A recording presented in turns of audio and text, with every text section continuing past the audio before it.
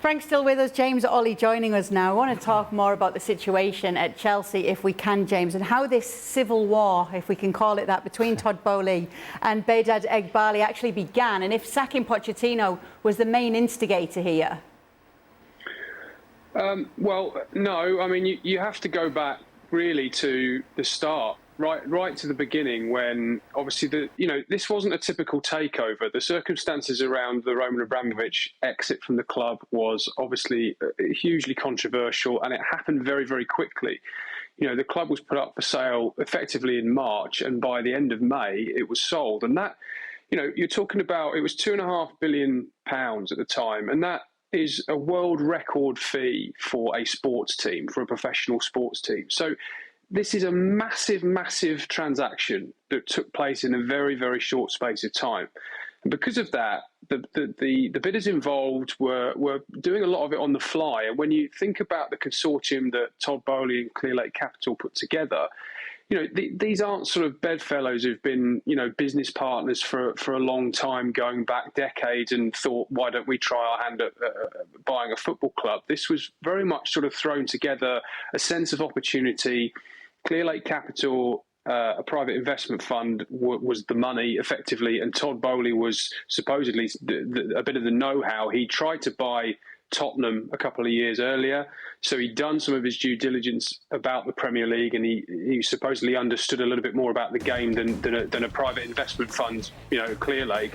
And so they came together, bought the club, and tried to move it forward. And I think what we've seen over the last couple of years is a shift away from Todd Burley taking the reins at the start to Clearlake Capital starting to, as the majority shareholder, sort of say, actually, we're not sure we like some of these decisions, and wanting to take more centre stage. So it's kind of a situation that's deteriorated over a period of time. I think the results have not helped that. The Pochettino thing, I think, was a significant factor in that. I remember coming on this show at the time and saying that there was a disagreement at the top of the club about whether they should keep Pochettino. And one of the things that I was trying to allude to there was that Todd Burley effectively wanted to keep him, and Behdad Eghbali and Clearlake wanted to get rid of him. And this is where it had just got to the point this summer where these decisions were starting to be questioned internally, and it was getting to a point where they felt as though they can't really work together anymore. And now we sit here today, and the two parties are looking to options as to whether they can buy each other out. So what impact is this power struggle going to have on the club, James? Because obviously that's what the fans want to know. Well, look, I mean, to some extent, it already has had an impact on the club, because when we've talked on this show a lot about the sort of scattergun approach and Chelsea's transfer policy not really making a lot of sense, and they've spent an awful lot of money, 1.2 billion. Yes, some of that has been recouped, but it's looked crazy from the outside. And a lot of that is because of this struggle behind the scenes. So there's a lot of decision makers, a lot of voices going into recruitment. You've got two sporting directors, as we've mentioned. We've got the two sort of key figureheads at the top of the club. You've got a head of recruitment, you've got a head of goalkeeping, you've got a manager, you've got their data analysts. All these people are feeding into these recruitment decisions. And I think what we've seen in this window, and the Raheem Sterling deal kind of links back to this, is that Clearlake have kind of taken the reins a bit now. And what they've tried to do is sort of calm this all down a bit. And they're trying to clear out a lot of the players that they feel are no longer part of the future of Chelsea. And Raheem Sterling is quite significant, because obviously he was the first major signing of this new era. And that was, I think they feel, a sort of a Bowley-led, let's throw a lot of money at this. Let's pay 325 grand a week for a proven Premier League player, whatever he was, 28, 29. Let's get him in. He can hit the ground running straight away. And they've moved now towards trying to sign younger players on lower initial wages on these massive long-term contracts that are incentivised over a long period of time. And I think that the hope is, when we talk about the power struggle and how it will affect things, I think the Clearlake's view is that now this can start to settle down. Because at the end of the day, they've got 61.5% of the shares in the club. They can call all the shots here. They don't have to sell. My information is they don't want to sell. They've got no interest in selling. And so it might just be a case that while Todd Burley has major sign-off over all the decisions, and at the moment he's not vetoed any big transfer, and that is something that could happen down the line if there is a power struggle and the relationship really deteriorates entirely. But for the time being, the hope from the Clearlake side is that that they've sort of won the battle, if you like. Todd Bowley's kind of been marginalised a little bit, and they can just start to settle down and let this team bed in under Enzo Maresca and try and get the results on the pitch. Oh, Frank, you're our resident actor. Is this all dramatic enough for you?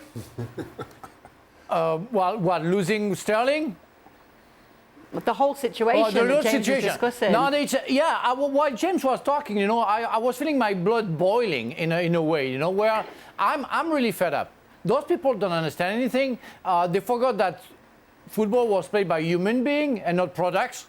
And depending on their form, you can see your share going up or down. But what they created with Chelsea, and not for long, is a real big mess. And you have to understand football to be involved in. And we see so many people getting into that business because it's a business without knowing the purpose of it and how it works. Saying for some executive chief, saying that fans are customers, players are products, that doesn't bring something good for the club. And I'm very worried for Chelsea. Hopefully it's going to get better. I don't know how, but I just pray for it. But really, it's a big mess. I just want to see those people going and maybe somebody good to go. When I came and I signed for Chelsea, my chairman, Ken Bates, was a milk delivery chairman of a company, but he never went into football. He was just a chairman, and he let the good people working on it and making Chelsea better. That's the point. Those people know nothing, but are completely involved. Well, they did walk into the odd dressing room or two 5 minutes before kickoff, which was to the surprise of one or two managers. But look, when you have too many cooks in the kitchen, the pots and pans start flying, and that's not a good thing. And as James said, now that you sort of look at this and see the fractured relationship between direction towards direction of the club, then maybe, just maybe, you could understand. Maybe you could understand a little bit the haphazard nature of the recruitment. But I'm giving them a bit of leeway there, a lot of leeway, because even when there's a fractured ownership battle, you should still have some sense of normality about recruitment, which there has not been. However, Chelsea need, like most clubs, like all clubs, a clear direction. And that clear direction is not people fighting at the top with a power struggle. Because that's not going to lead to good, cohesive strategy, which Chelsea have not had. Now, Enzo Maresca's in there at the moment, trying to make the best of it. We'll see if he's the latest to succeed. But that, until they sort this out, and I'm sure they will at some point, but the quicker they sort it out, the better, because when you sit around the boardroom and there's so many discerning voices wanting to go in different directions, then it is not going to take the club forward. So this is something that needs to be fixed pretty soon, because it's a mess. It's a mess with the amount of money they've spent, the amount of players they've got, the amount of players that are just at the training ground but not wanted is a ridiculous thing to be having to deal with. So the quicker these money men sort this out, then this club can start moving forward in a cohesive direction that's going to take them back amongst the elite, which they are not at the moment. Well, James, we're actually going to quote some of your article on Chelsea's transfer plan, which was titled Wild Spending Spree or Wise Strategy. You say João Felix and Jadon Sancho join a squad blessed with multiple options in wide areas already, including Cole Palmer, Noni Madueke, Mykhailo Mudryk, Pedro Neto and Christopher Nkunku. So which is it, James? Is it wild spending spree or wise strategy? Well, look, I mean, I'm not here to defend them in the sense of when you look at the wide options, it's pretty crazy that they've stockpiled that number of players. I mean, that part of the piece refers to the fact that only really realistically 2 or 3 of those can play in each game, maybe 4 off the bench, I suppose, in total. And you know, you're just not going to keep that number of wingers happy. I mean, obviously, they'll argue João Felix could play through the middle and Nkunku could play through the middle. Sterling's gone, but you know, they've got options there that can play in different positions. But I just don't think we've reached the end of where they're trying to get to with this squad. I think it's going to take remarkably another window, maybe next summer, before they streamline it and get it into a really efficient shape. But when you look at those options there, you do think, well, how are all of those players going to be kept happy over the course of a season? The Jadon Sancho deal, for example, that was obviously one that was done very late in the window, and I'm told that one was led on data. Their data told them that Jadon Sancho was a better option, a better fit for what they're trying to do than Raheem Sterling. So they went and got him. But you sort of think, well, do you really need him when you've already got all those options as it is? They've got access to more data than any of us can ever imagine. So, they've got the numbers, they feel they can justify it. But really, are those players all going to get the game time that they want over the course of the season? Or are we looking at maybe sitting here in 3 or 4 months' time and thinking, well, maybe Mikhail Mudryk, they spent 89 million on him, if they think, well, actually, we want to move on from him, are they going to try and move him out in January? You can't see João Felix has just signed. Jadon Sancho is on a season-long loan with an obligation to buy next summer. So they've got to make those two part of those plans. Cole Palmer's been fantastic for them, the one shining light, and ironically, the third choice signing in that position. They tried to get 2 other players in Elise and Mohamed Kudus before they went to Cole Palmer. So they've kind of lucked into that one a little bit. So, not all of these players can't play. So you have to look at that list and think, well, at least 1, maybe 2 of those are going to be on, heading to the exit door in January or next summer. James, I'm sorry, but Kay, I know that's crazy. I don't have many baby datas, I'm not that smart as maybe as a computer, but I could have told you, Sancho, João Felix, I'm not sure many clubs want them. And surprisingly, it's only Chelsea who got them. That's insane. What we see, João Felix until 2031. How come? We have seen him playing. I don't need data for that. I see him playing. And I don't understand half of the signing that we see. And that's, I don't know. Those people are just ruining Chelsea Football Club. One thing I would just pick up on the back of that is just to say that on the contract lengths, I think a point of this that's underplayed that actually could be quite clever is that Chelsea's average wage when this takeover was completed was about 200 grand a week fixed, and it's now down at about 60. So the argument that they're making privately is that, for example, a Mikhail Mudryk signed on massive money, signed on a long-term contract. Now, conventionally, we're all sort of programmed to think, well, he's going to be an absolute integral part of what you do going forward. Otherwise, why would you have committed the money and why would you have signed him? But he's going to be on quite a low wage. And their view is that the salary is always the biggest obstacle to trying to get somebody out of the club. Obviously, they can't take a massive hit on the transfer fee. But the salary, for example, in Sterling's, 325 grand a week, that reduced the options to sell Sterling or move him on to all but a handful of clubs, whereas they're trying to argue that because these contracts are so long, the benefit is that they're on a low weekly wage, and therefore that brings in a club like, for example, I don't know, a Brighton, a West Ham, an Aston Villa, an Everton maybe, those sides who could afford 50, 60, 70, 80, 90 grand a week for a player that they want to take a chance on who's maybe fallen out of favour at a big club like Chelsea. That would not be possible if they were signed on a 3, 4, 5-year deal on 3 times the money. Now, I'm not saying that's genius, but there is at least a logic to it that you can see that they may be able to move some of these players on in a way that it might not look at first glance. Here's the weird part to that, and I understand what James is saying, and I get the kind of talking points around it. But on the one hand, you're saying before the takeover, the average salary was 200 grand a week. Now it's down to 60, but the squad is twice, 2.5 times as big. So does that factor into those numbers in terms of overall salary as opposed to just average salary? And then while I get the long contracts when you pay big money for players, that especially in this day of profit and sustainability, you can spread out the purchase price over the length of that contract. But while you may not have many people who want to take a Raheem Sterling on 300 grand a week or whatever it is, let's just use Nicholas Jackson as an example. And James quoted West Ham and Everton. Who's going to take him, whatever his salary is? and give him a 9-year contract and see out the balance of that 9-year contract. Now, similarly, I think you run into a logjam in trying to move him on, in trying to get somebody to take on that length of contract. So I think there are two ways to look at this, and of course, we won't know how it all pans out, how successful or detrimental it is for quite some time.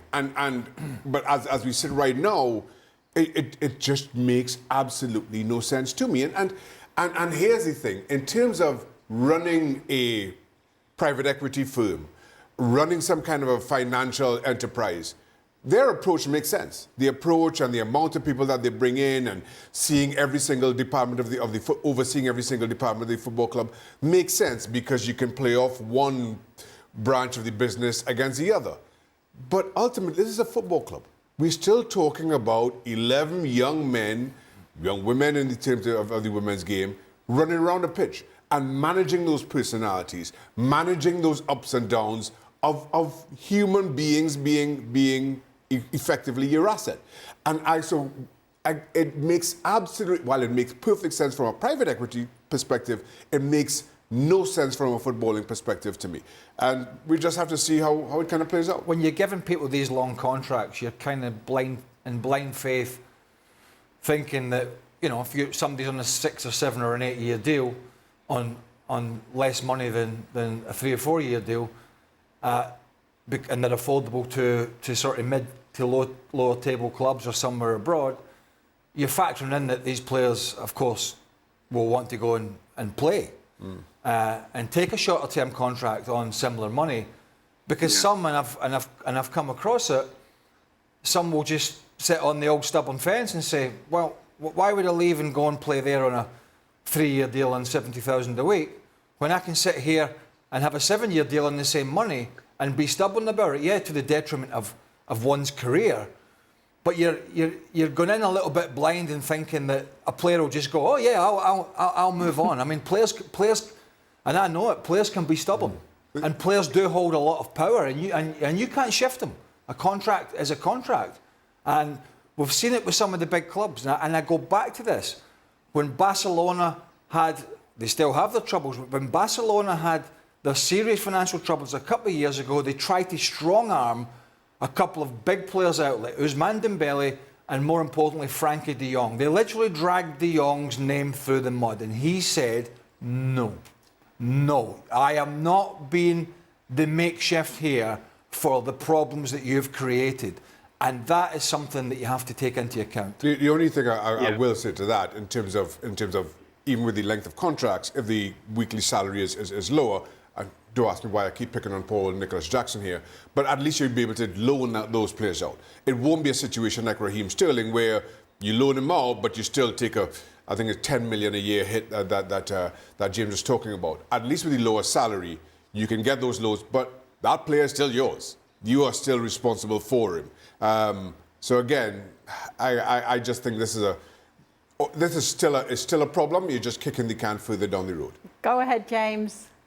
Yeah, I would just to pick up on both really good points. I think the balance sheet argument, it makes sense, and that's why it's being made by a private equity firm, right? Because the guys are right. If you've got a player on an 8-year contract that you've decided you don't want, or you're not sure about, and you want to loan him out, or you can't sell him, then if he goes and plays for a year and he does well, then his asset value is actually quite good, because let's say it's a striker and he scored 10 or 15 goals and he's going to be worth a bit more, and he might go there on a permanent deal, or another club might take a chance on him, and you've protected the value of that player because you've got the 6, 7, 8 years built into the original contract.